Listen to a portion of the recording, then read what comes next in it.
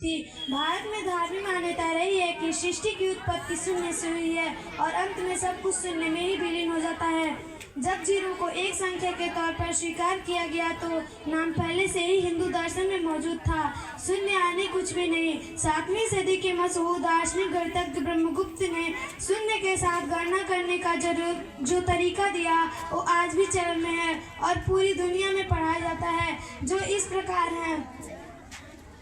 जैसे कि एक में शून्य जोड़ने पर एक ही रहेगा और एक में से शून्य घटाने पर भी और एक ही रहेगा और एक में शून्य का गुणा करने पर शून्य ही रहेगा।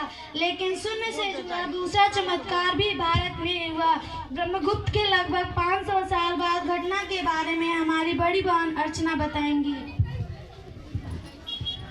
ब्रह्मगुप्त लगभग सब कुछ बता गए थे, लेकिन एक बात रह गई थी। शून्य से किसी संख्या को विभाजित करने पर क्या होगा? इस सवाल का उत्तर दिया 12वीं सदी के एक गणितज्ञ भास्कर ने।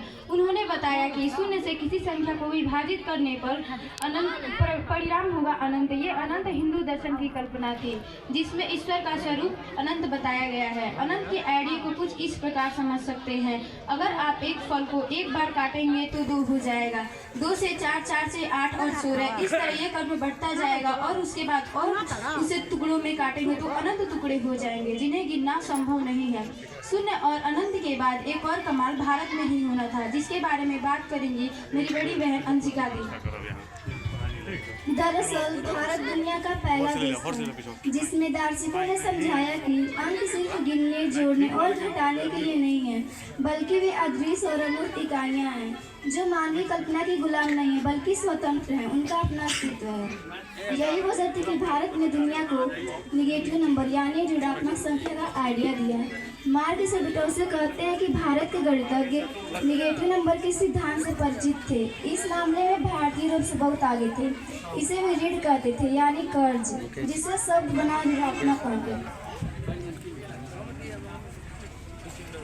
जैसे अगर हम 3 में से 4 घटाएं तो उसका मान -1 होगा। यह विचार भी भारत का ही था। समीकरणों का इस्तेमाल यूनानी, मिस्री, बेबीलोन और चीनी वाले भी कर रहे थे और अपने अपने तरीके से कर रहे थे। अंक गणित, ज्यामिति और समीकरण ये सब आपको जटिल लग रहे होंगे, लेकिन एक और जरूरी चीज़ जो इन सबसे भी जटिल है उसका नाम है त्रिकोणमिति यानी ट्रिग्नोमेट्री, जिसके बारे में मेरा छोटा भाई हृदय आप लोगों को बताएगा। महीने में 2 बार जब चांद आधा होता है तो वह सूरज के ठीक सामने यानी सीधी रेखा में होता है। उस दिन धरती, चांद और सूरज के बीच एक परफेक्ट राइट एंगल यानी समकोण बनता है। वे नाप सकते थे कि धरती और सूरज के बीच बनने वाला कोण एक अंश का 7वां हिस्सा है। त्रिकोणमिति के साइन फंक्शन से पता चलता है कि एक अंश के साथ पूरे हिस्से का मतलब यह है कि 1 का अनुपात 400। इसका मतलब यह है कि धरती से सूरज के बीच की दूरी चांद के मुकाबले 400 गुनी अधिक है। भारतीय गणितज्ञ धरती पर बैठे बैठे अंतरिक्ष नाप रहे थे, लेकिन एक भारतीय गणितज्ञ ऐसे भी थे जिनका जिक्र किए बिना यह कहानी पूरी नहीं हो सकती। उनका नाम था माधव, जिसके बारे में चर्चा हमारी सहपाठियां राधा गंगा करेंगी। माधव ने साबित किया कि किसी भी संख्या को अनंत टुकड़ों में तोड़ा जा सकता है या किसी संख्या में अनंत टुकड़े जुड़े जा सकते हैं। गौर से सुनिए, 0 और 1 के बीच भी एक अनंत छिपा है, यह बताया माधव ने। जैसे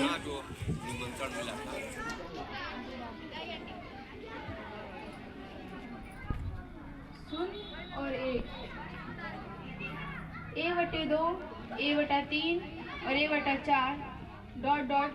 n। 0 a/2 0 से बड़ा और 1 से छोटा है। ऐसे संख्याएं इन दोनों के बीच में छिपी हुई हैं जिससे हम गिन नहीं सकते।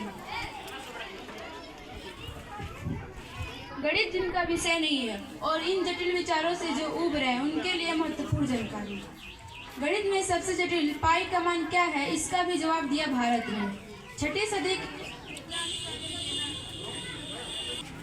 ने बताया कि पाई का मान 3.1416 है। इसके आधार पर उन्होंने धरती की परिधि को माप दिया। उन्होंने बताया कि धरती का घेरा 24,835 मील है। जो लगभग सही है लेकिन पूरी तरह सही नहीं है। इसका पूरी तरह उत्तर दिया 15वीं सदी में माधव ने। इसके लिए उन्होंने अनंत का सहारा लिया। बाह्य दर्शक किसी वृत्त के व्यास और परिधि का अनुपात है।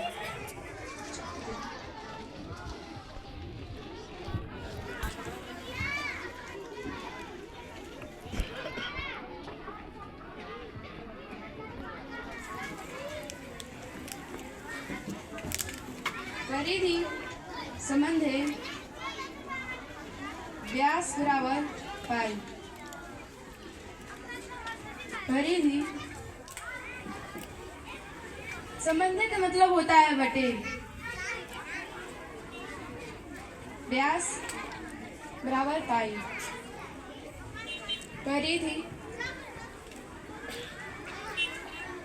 व्यास त्रिज्या का दूना होता है, इसलिए 2r इक्वल टू पाई।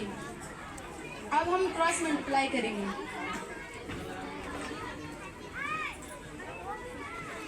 परिधि बराबर 2 पाई r। जहाँ कहीं मोड़ या घुमा पड़ता है उसे समझने के लिए पाई की आवश्यकता होती है। आप सभी का बहुत बहुत धन्यवाद हमारी बातों को ध्यान से सुनने के लिए।